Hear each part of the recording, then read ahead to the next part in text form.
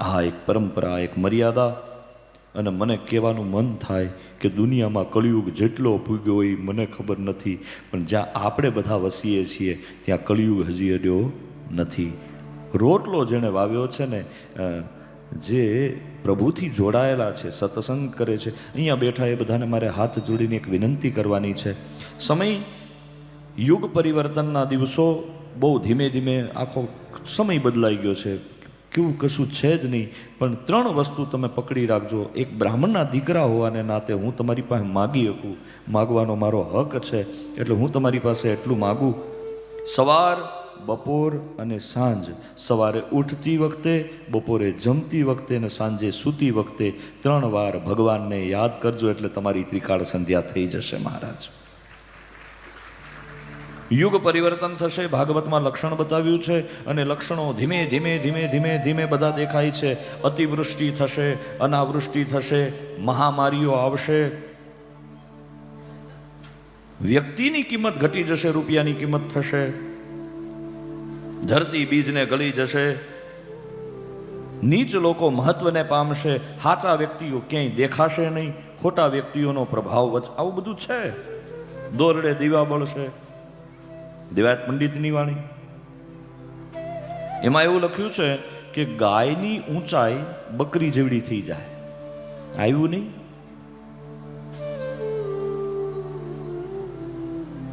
અલગ અલગ લક્ષણો જ્યારે દેખાય ત્યારે ભગવાન શ્રી કૃષ્ણ એ લક્ષણમાં ભવિષ્ય માલિકા નામનો એક ગ્રંથ છે.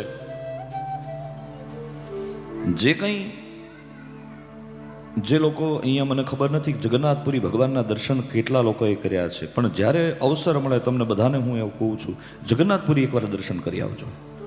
ત્રિકાળ સંધ્યા કરજો, સારા આચરણમાં રહેજો, અને ત્રીજું, તમારા ઘરમાં એક ભાગવતજીનો ગ્રંથ ચોક્કસ રાખજો, ગુજરાતીમાં. હો, ડોંગરેજી બાપાનું સરસ મજાનું ગુજરાતી ભાગવત હોય છે, તમે ન હોય તો આપણે વસાવી લેજો. આપણા ઘરમાં ભાગવત હોવું જોઈએ. પૂજ્ય ભાઈ શ્રી મારા ગુરુદેવ રમેશભાઈ ઓઝા, એમનું પણ બહુ સારું ભાગવત છે, એ પણ તમે વસાવી શકો છો. અને એના રોજ મામા 1 પાનાનો પાઠ કરવાનો. તમે જ્યારે ફ્રી થાવ ત્યારે, સવારે, બપોરે, સાંજે, પણ 1 પાનું વાંચવાનું અને બધા સાંભળે ઘરમાં, એવું કરવાનું. ત્રિકાળ સંધ્યા કરશે, સદાચરણમાં રહેશે, અને ભાગવતનો જે પાઠ કરશે એને કદી કોઈ તકલીફ આવશે નહીં. અને જ્યારે લયનો સમય આવે, પ્રલયનો સમય આવે, ત્યારે મારો ગોવિંદ એની રક્ષા કરશે મહારાજ. આ ભગવાને ભાગવતમાં વચન આપ્યું છે. આખા ભાગવતનો સાર છે આ. શ્યામ નામનો આશ્રય, યાદ રહેશે શું? શ્યામ નામનો આશ્રય, ભાગવતનો પાઠ અને ત્રિકાળ સંધ્યા. આ 3 વસ્તુ પકડી રાખજો. બીજું કાંઈ આપણાથી થાય કે ન થાય કોઈ વાંધો નહીં. માધવ નામ અથવા તો શ્યામ નામનો આશ્રય, ભાગવતનો પાઠ અને ત્રિકાળ સંધ્યા, આટલું કરજો. ભગવાન તમારી રક્ષા કરશે.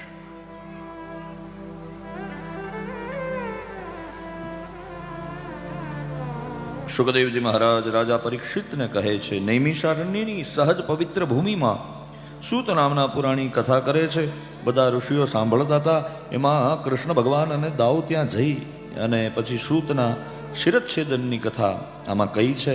એની જગ્યાએ રોમહર્ષણ ઉગ્રશ્રવા જેનું નામ છે એને બેસાડવામાં આવ્યા છે, ને કથા કહી 1 અધ્યાયમાં એનું વર્ણન કરીશ. પરીક્ષિત મહારાજ ભગવાન શ્રી કૃષ્ણના મિત્રની કથા પૂછે છે. મહારાજ, મેં એવું સાંભળ્યું છે કે કૃષ્ણના કોઈ એક મિત્ર હતા જેનું નામ હતું સુદામા. મારે એની કથા સાંભળવી છે. એ કથાનું વર્ણન કરતા અમારા જીવરાજ બાપા એક પદ લખે. જીવરાજ પિતાંબર ઓઝા દેવકા. સુદામાજી દ્વારિકામાં જાય છે, જુઓ સુદામાજી દ્વારિકામાં જાય છે, હે જુઓ સુદામાજી દ્વારિકામાં જાય